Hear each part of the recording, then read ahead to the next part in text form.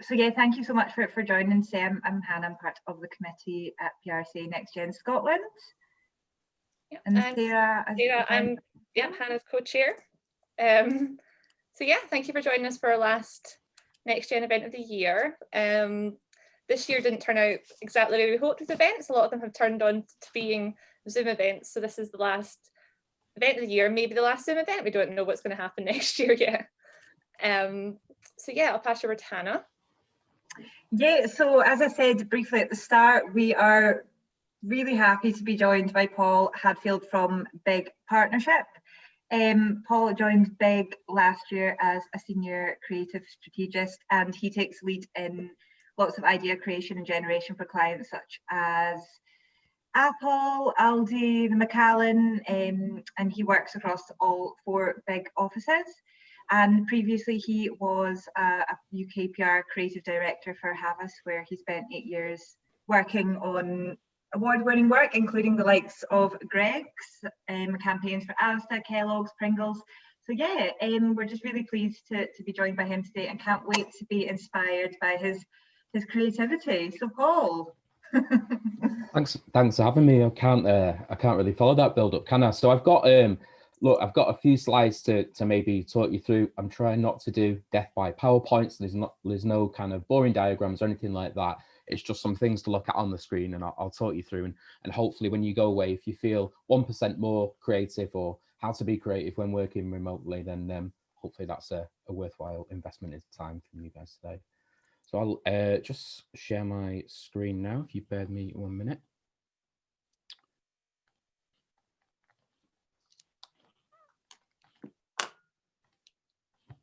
Wicked. Okie doke. So today, the guys asked me to maybe come in here and have a bit of a chat about how to stay creative while working remotely.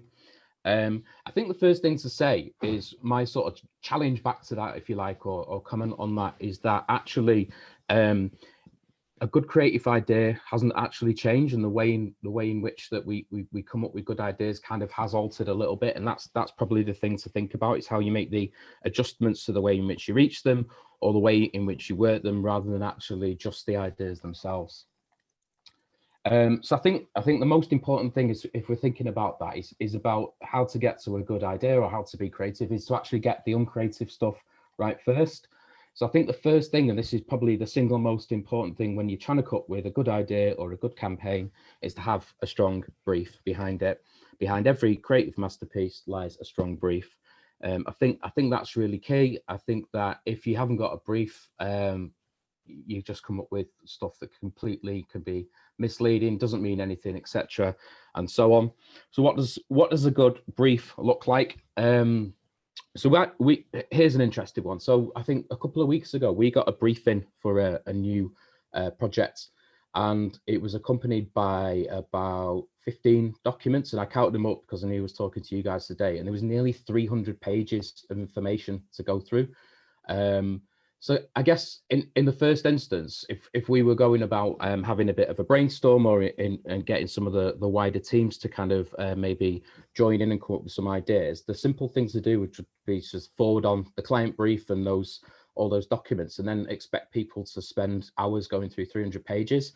So actually, probably the best thing to do is to actually write a brainstorm brief. So I would say that there's 2 different kinds of briefs. There's one that comes in from the client, and then there's one that you actually show to your team and your brainstormers, if you like.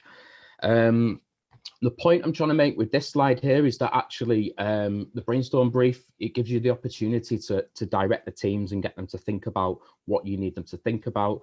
So I've put a picture of a dog on the screen there, and it's a nice picture that you probably smile at it, but the point is that it's really random and it doesn't fit in with this presentation, if that makes sense. So actually within a brainstorm brief, I would suggest it being no more than 1 page of paper that explains who the brand is, what they're looking for, and who they're trying to talk to. And then rather than just saying, has anyone got any ideas, actually say, here's 2 or 3 areas I want you to focus on, and actually can we brainstorm some ideas around those.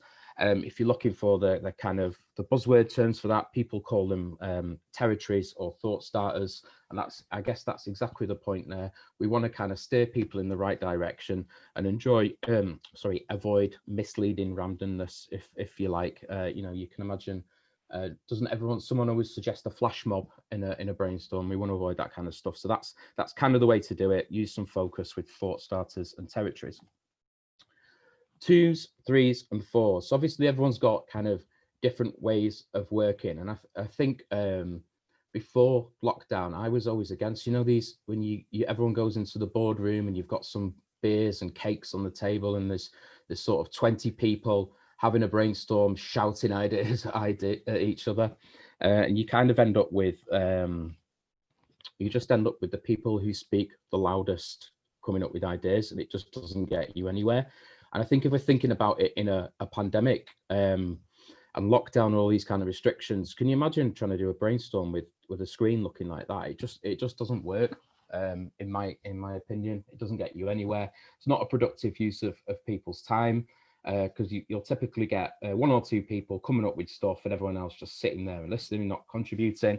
And I guarantee as well, this person might say something, and with internal politics, this person might not agree with it, and they will probably say, I don't think that's a good idea, and kill something off. So my recommendation would be to work in 2s, 3s, and 4s, no more than 4. And if you've got to do a brainstorm on a screen, which we do at the moment, then that feels like a good number to do it in. And even in kind of when we're back to normal, I definitely would recommend splitting teams up into smaller groups to kind of go away and brainstorm around those territories we talked about, and then come back and regroup, rather than doing it in around a boardroom table or whatever it is, sat on bean bags, you name it. Just the numbers game doesn't work for me. The next point, I guess this one's thinking about working from home in particular. I've called this one Find Your Creative Zen.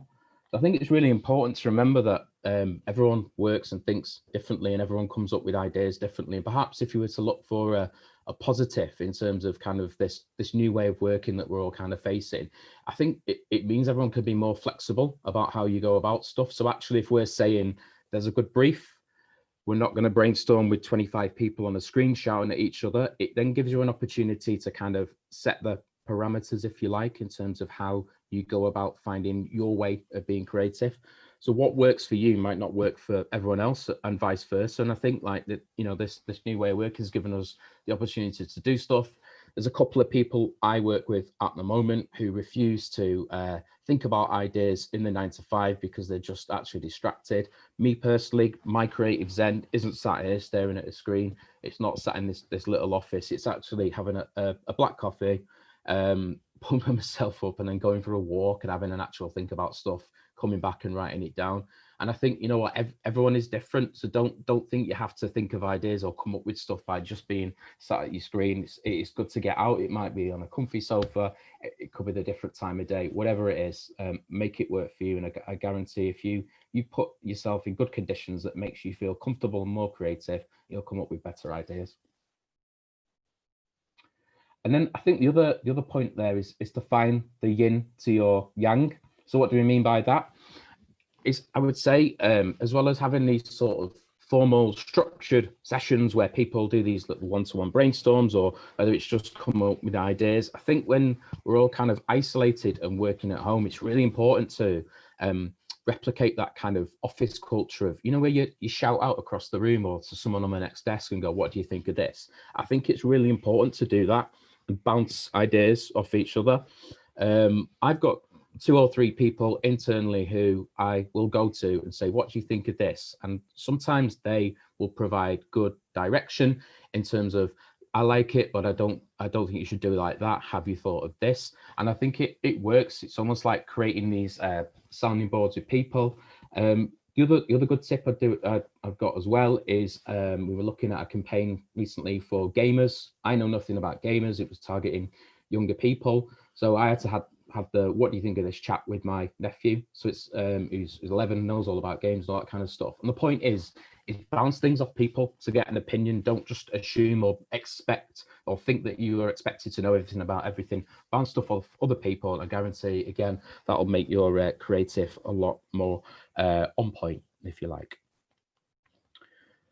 Next point about sort of remote working is find ways to feed your mind. New ways is an interesting one. I was thinking about how when I go to work, go out in the typical world, you know, think about all the things you see. So walk into the bus stop, you pick up a copy of the Metro, you probably read that on there, you fill yourself with all the stuff that's in there.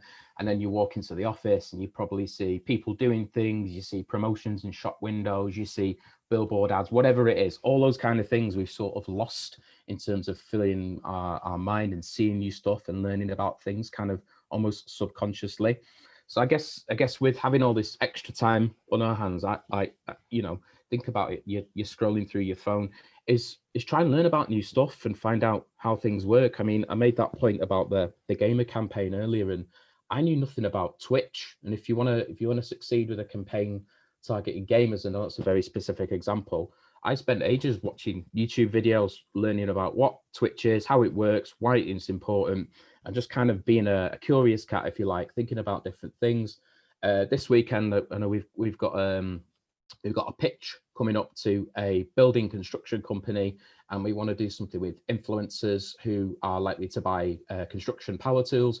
I know nothing about that, so I'm going to spend a bit of time later watching some YouTube videos just to kind of fill my mind with it and understand what it's all about. And I think having this kind of additional downtime rather than sort of wasting it scrolling through Insta, scroll through other things as well, and just I guess fill your mind with different stuff, because when you do that, you learn more, and it kind of powers up your brain, if you like, when you're looking to come up with ideas at a later date. Keep a surface list. So this is what's the surface list? The best way to explain it is keeping like a mental screenshot of stuff that comes into your mind. So think about, you know, when you again is thinking about replicating office culture and actually doing it at home. So like there's a picture there on the screen of a load of post-it notes, and that's just like to my left there. So basically whenever I see something interesting or someone says, oh, have you seen this? I write it down on a post-it note and bang it on the wall. And it because I'm getting old as well, it helps you remember stuff. And you kind of, someone might say to you, oh, have you seen that robots are a thing in this industry? And you go, that's interesting. And you might never do something with it again. But 3 weeks later, you're doing something, you think, oh, I wish I'd remembered that. So this is kind of a way of, I guess, I called it a mental screenshot, is sticking stuff on the wall, or having a place where you save things and remember stuff. And I guarantee if you're struggling for an idea or you're trying to come up with something, go and have a read of all the stuff you've written down in the past weeks and months on this little surface list, as I call it. And I guarantee it'll inspire you to come up with good ideas. I mean, that there's all sorts of stuff on there. I probably need to update it and rip some down and pop some new ones up. But it's just a really good way to remember yourself and I guess inspire yourself when you're struggling to come up with something. Good for new stacking too. Have you tried switching yourself on and off again? I think this is this is like the standard IT person chat, isn't it? And I think this is really important when you're again working in isolation, as we are doing at the moment. I mean, how many times do you sit there and you think, I'm just not getting anything? You've got no one to bounce stuff off. You've got you know, there's no office chat or escape. I think it's fine to take advantage of the fact that we're working in much more flexible kind of workplaces, if you like, by default, that we're working at home and it's fine to go, you know what, I'm going to go and have a break for an hour, or I'm going to leave this and come back to it later. And I think sometimes you can put pressure on yourself because you feel like I've got to get this done by 5 o'clock because those are normal working hours, but we're not working in normal ways at the moment, and probably won't be in the future. So I think it's fine to close your laptop if you're struggling and go and have a walk and have a think about stuff and come back. Almost it's like recharging your phone, isn't it, when it's on red and the battery's on red and that kind of stuff. And I think it's fine to go out and have a think about stuff and see things and do things that you're allowed to do. And I guarantee, again, it's just it's a technique I do, is switch myself on and off and come back, and you feel refreshed and recharged and ready to go. And it seems to be a good technique for me in terms of when I'm struggling to come up with stuff to help me wonder and come back to it. And then I think an important one about creativity is to remember that it's subjective. It's an opinions game. So, you know, you often hear the saying, there's no such thing as a bad idea. And I agree with that to an extent. I actually think there's no such thing as a bad idea. There's just an idea that's not quite thought out, developed, packaged up properly and sold to the client. But that's not a catchy slogan, is it? So I put that famous meme on there from the Wolf of Wall Street, where, you know, the guy says to me, "Sell me this pen," and I actually think that sometimes people have good ideas in PR, but we just don't sell them properly to the client or whoever it is we're trying to do it. And actually, I think that PR people are some of the most skilled when it comes to selling. So you think about the selling of a news story to a journalist, for example, and if it doesn't hit, you go away and you think about, what's the angle? How can I tweak the angle? What can I jump on the news agenda to make this story land? And I actually think with creative, there's things we can learn from that in terms of ideas, because actually we can play into the fact that it is subjective. A lot of the time there isn't a black and white wrong or right answer when it comes to a good idea or coming up with something that people go with. It's about opinions. It's about how you sell it. I think it's important to use things like insights, tap into context and culture, and trends and things like that. And almost it's the way that you position an idea to show them why it's a good idea, rather than just having something on a page that says, we want to do this. I think often we miss a trick in PR about actually saying, we think this works because, and actually showing them you're working out, if you like, as to how you got it and why you think it's a good idea. So actually kind of sow the seeds in the brain before you actually show it to them. I think that's a really important point to make when it comes to creative. And then I just thought I'd kind of round it off by looking at some of the good stuff I've seen in the last few months. That some of the stuff I've worked on, the team's worked on, and then just, I guess, in general. I think this kind of, for me, sums up good creative. There's a quote there on the left that says, "Great work isn't just a good idea, it's where creative meets culture, meets context." And I think that kind of reflects the previous point I was trying to make about how actually you can have a good idea, but sometimes you need to position it or think about the culture. So what's the consumer or human mindset, or the things that sit around it, and what's the context of the timing, what else is going on in the world. And I've put a picture of Captain Tom on there because I mean, obviously it's not it wasn't conceived as a PR campaign by any of the types of people like myself or you guys sat on this call here, but I think it's a really good example of how it was a good idea, and the reason it went viral and it got global news coverage is because it was the right idea at the right time. So it tapped into the culture of lockdown and the way the nation was feeling, in terms of kind of, we want to show that we're kind of together, tap into this wartime spirit and mentality of supporting the NHS, we're all in this together. And then sort of the context in terms of the timing of when it happened, and again, kind of, you know, all the things that people are experiencing. So, you know, walking around the garden because you're not allowed to go out and do stuff because of lockdown. And the point there is that if he'd done that probably 6 months before, he probably would have done exactly the same thing, but it wouldn't have got as much media pickup and coverage because it didn't have the culture or the context at the time. I mean, it might have made it in the local paper as a nice thing to do, but actually, I guess it goes to show that a good idea, you can shape it and pitch it, and it's all about kind of aligning it with the culture and context of the time. And obviously, you know, fab thing to do. A couple of examples that we've worked on recently here that maybe take the essence or the spirit of what we're saying there was, so we were working with a pasta brand who were due to launch their products in the UK around about now, actually, and it was around April time we were working on some plans with them, and we actually said, look, they're based in Italy, they don't sell in the UK. When we were sort of working with them, they wanted to, you know, enter the market. And we actually tore up the plans and said, look, everyone's stockpiling pasta at the moment, and there's an artificial shortage. We think this is a good time for you guys commercially to do it, but also we can come up with a narrative that sort of taps into the mindset and the culture and the context of the time, if you like. So we kind of we came up with this campaign called Pasta Rescue. So it was we're bringing our pasta to the UK to rescue the shortages, if you like. But then also we knew that looking further down the line, people are going to have masses of this product. So actually we could use their expertise as an Italian business to actually tell people what to do with pasta and how to make it more exciting, cook it properly. So we, that looked like working with influencers and doing cook-alongs and showing people how to actually bring all these pasta products to life beyond the stuff maybe Brits are used to seeing. And kind of the payoff from that is they launched the products early, and I think they're now listed in 4 of the top 6, national listing in 4 of the top 6 supermarkets in the UK. Obviously, we can't claim all the credit for that, but I think it's a good example of how actually, you can take something quite simple and just tap into the culture and context and actually make it happen for the brand. And that, for me, that's an example of a really good creative idea that's not necessarily complicated and isn't going to win loads of awards, but you know what, it did a great job and the client's really happy. So we obviously do Aldi's, some press for Aldi in Scotland and social and all that kind of stuff. And there's just a few screenshots on the screen here.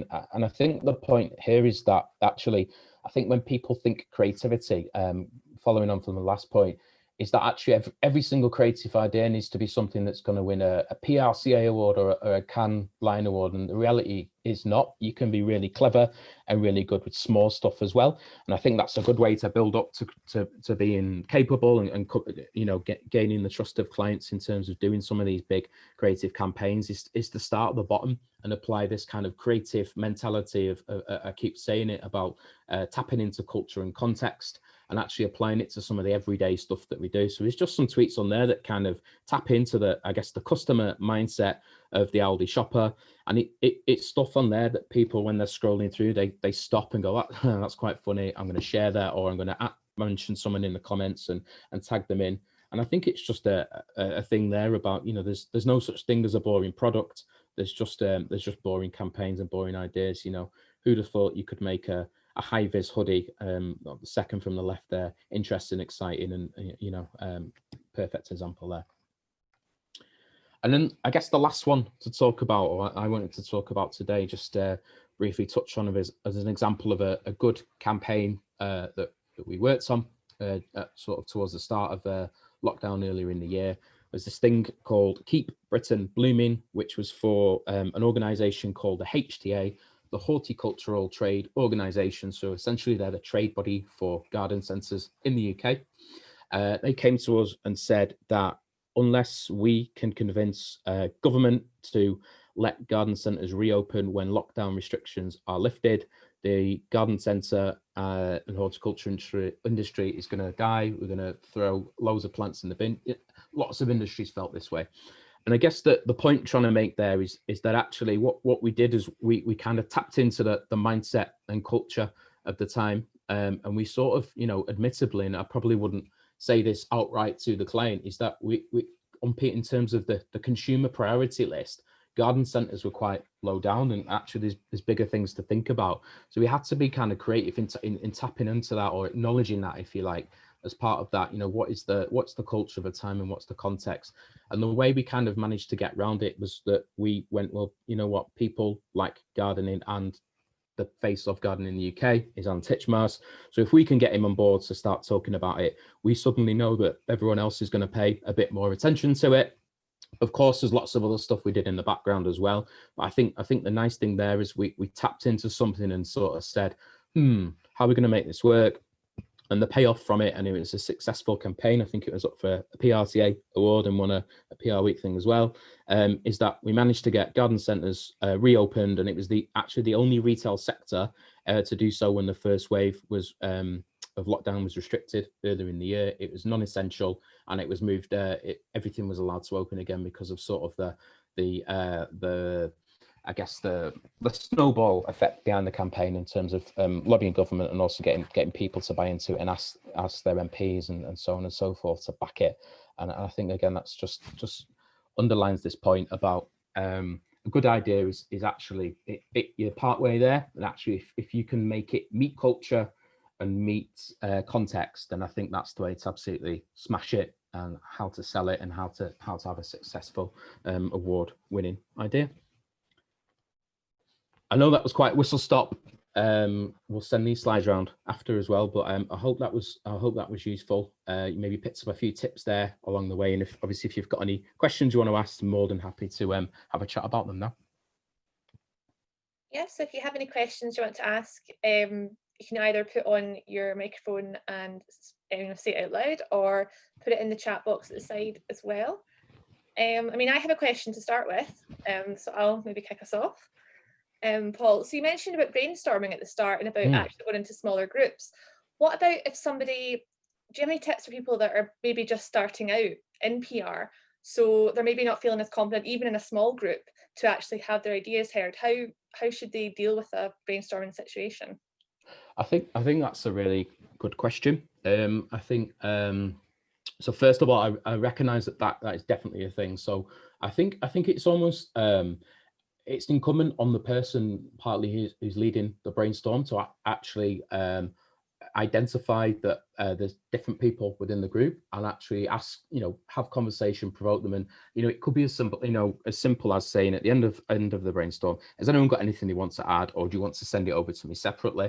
And actually, if I'm that person sending out, if I'm that person who perhaps is starting out, hasn't got the confidence, I would take advantage of that and say, hello, account director. I didn't want to share this in the session, so I just thought I'd send over a few ideas of add-on email instead. And I think that's a good way to do it. I also think that again, it comes down to who's running the session, who's leading, and thinking about how people's confidence can be affected by saying no to stuff. So if you're in a brainstorm with 20 people and you say an idea and then someone turns around and says, I don't think that's a good idea, that kills people's confidence.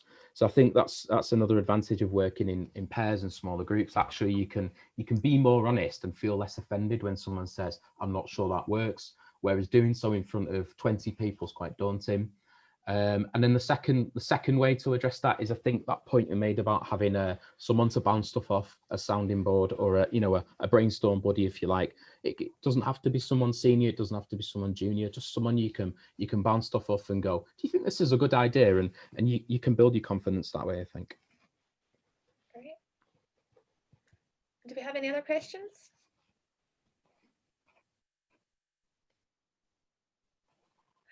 Hey, I've got a quick one for you, Paul. I was wondering, do you think that it's been more difficult to take creative ideas to clients over the last year, given that a lot have reduced budgets and they maybe aren't as willing to go for those kind of really, standout creative ideas? Or do you think that there's more importance on them doing something that gets the cut through? I think there's no wrong or right answers to that. I think those are two very good points, to be honest with you. I think at the start, I think you can see there's been a bit of a shift. I think at the start, everyone sort of panicked and cut back on budgets and kind of said, oh, let's hang on and hold fire and see on stuff. And then I think kind of towards the summer, people got a bit more brave, if you like, and said, you know what, maybe it's time to start doing things again, but they maybe adjusted the tone, so it wasn't tone deaf to everything that was going on in the world. I mean, I was thinking earlier this year, will there be any Christmas adverts? Are people gonna cancel them this year? Because that's a big thing, isn't it, in the marketing calendar? And then I think if you look at some of the stuff that's come out, I think the best campaigns for me, two of the best ones I've seen are probably the McDonald's one and the Tesco one. And I think the reason they're good creative is because they tap into the mindset of the nation. I mean, like the naughty list stuff from Tesco, I think is brilliant and just reflects how everyone's feeling. And I think you can still be brave and clients can buy into that. I think it just comes down to how you sell it to them and how you sort of convince them that it works for the moment. No, that's great, thank you. And we've got a question from Fiona in the chat box. Have you got any tips on how to make your message more positive when public mood is fairly negative? I think it's a difficult one to answer. I think it depends on, if we're talking sort of generally, I think when you think about when you work in marketing, you exist in a bit of a bubble perhaps, and I think it's really important to actually get get some real human insight, if you like. And I know that sounds like a buzzword, and what do I mean by that is ask people stuff and find out how they're actually feeling, and look into things more, and be curious and ask questions. You know, like the most simple technique I've got when I'm not sure about something is to ask my mum, ask my mates, and see what they think, and actually go, is this right? You don't work in marketing. How does this feel? Is it right? Am I out of touch? And I think it's kind of keeping in touch with people and understanding what they're thinking and how they're feeling, and then actually responding to that. And I think that's the way I would answer that question. Got another question here from Lisa. So working in-house, it's hard to be creative because we have reduced capacity and changed ways of working, which are limiting how we work, and also finding it harder to work with our partners when they are also pushed. Plus the media can't come out and see us when we would have done that before. She works in the public sector as well, and they have other public messaging priorities, so it's tough times. I guess that's more of a comment. I guess it is. I guess that's about everybody, and so the clients and yourself, you're all really pushed, and the priorities have changed. So I guess that's just a really, really good point there. And I guess you've probably found the same, Paul, that priorities have changed, and it is about being mindful of the client and what their needs are, as well as, I guess, you and your colleagues. Yeah, absolutely. Not quite your area. This is from Devon. Not quite your area, but often linked. How has creativity in the public affairs world changed since lockdown? You're right. It's not quite my area. I imagine it's. That's me there. I also asked the one about spilling water. As I was typing, I knocked over a bottle of water, which I stupidly left the top of. So excuse me if I bend over, but I'm listening what you're saying. No problem. I mean, I guess the premise of what sort of said throughout the presentation stands, and whether you work in public relations, public affairs, or you draw cartoons for a living, whatever it is. I think it's the thinking that actually it's not what's changed with them. It's actually remembering what makes a good idea, and kind of how you get to it is just different in the times that we work. I mean, I can't speak too much about public affairs, as you're right, it's not my area, but I think the basic premise of actually it's just the good ideas are still there, and it's just kind of the way in which you get to them have slightly changed. It's just thinking about things that kind of help you get to them again. Okay, and no views on water and electricity, I'm guessing. Careful with the water and the plugs. Yes. You're in a PRC chat. Right. Well, I haven't blown up yet. Okay, that's great. Thanks. I appreciate that. Thank you. I've just got another question, Paul. Do you have any tips for how to, if you're actually having to present an idea to a client over Zoom? That's different from if you're actually going in for a physical pitch. Do you have any tips on how to actually do that well? Because with Zoom, doesn't ever feel quite as, I guess, personal, and you don't feel they can have the same back and forward. Do you have any tips for that? Yeah, no, definitely. We've done a few pitches recently, and when we've kind of finished them after we've come off on Zoom, I think the main things we've sort of said is that I think when you're doing a physical pitch, you're very right. You can almost you can read the room, and you can make eye contact with people, and you almost get a feel for how it's going even before you've done the pitch. You kind of you can see who's engaged or who you want to impress more than others, etc. So all those kind of things about going into a pitch. I think it's difficult. I think what we could just stop and say we're not doing any pitches, or we have to adjust how we do them. I think my main tip is that Zoom is quite intense, and I think that actually even just looking at the screen and concentrating, it takes more work than doing so in person. So I think be mindful of that in terms of what you're presenting, and probably some of the same rules apply. Is try and keep it nice and visual, big pictures, hardly any text, and just speak over it, because actually if people are reading the slide on the screen, they're probably not listening to what you're sort of saying. I think people have a habit of making PowerPoints that are 300 pages long, and I don't think that's helpful, because actually you end up rushing through them because you're trying to squeeze it all into an hour, and it just gets confusing, and it doesn't feel good when you do it. I think it doesn't feel good when you do it. It's not right. So my tip would be keep it shorter, keep it visual, and maybe what you present to them on Zoom or whatever video call it is you're doing, keep it like that. And then maybe when you send it over with more detail. So all those extra pages that you want to do, send it over and be open and say, look, we're going to present some stuff to you today. There's more detail to follow on email. And I think that's fine to do. And I think clients appreciate that, and they accept that it is a bit different at the moment. So, I think that's a wise way to look at it. That's a really good point. Anyone else got any questions? I was just going to ask, what would be kind of maybe, I don't know, your advice if you've maybe got a client where they're maybe going to be a bit apprehensive, towards like accepting kind of new ideas that are maybe a bit more out there for them, but you maybe like it's something that would really work well for their brand or their business. What would be your kind of advice on approaching that, or maybe handling like pushback from them? I think that's a really good question. I think the way I would deal with it is thinking about how you sort of sell it to them. So I think you want to be really robust in explaining how you've reached this point where you sort of suggest it to them, almost warm them up to what you're going to present before you present it. So we have this we call it like the 1, 2, 3 technique, where you show them 3 little insights to warm their mind up, and then you go, this led us to, and then introduce the idea and go into it in more detail. I think that's a good way to do it, is how you almost preamble the idea up to them and make it relevant to what you're going to show them.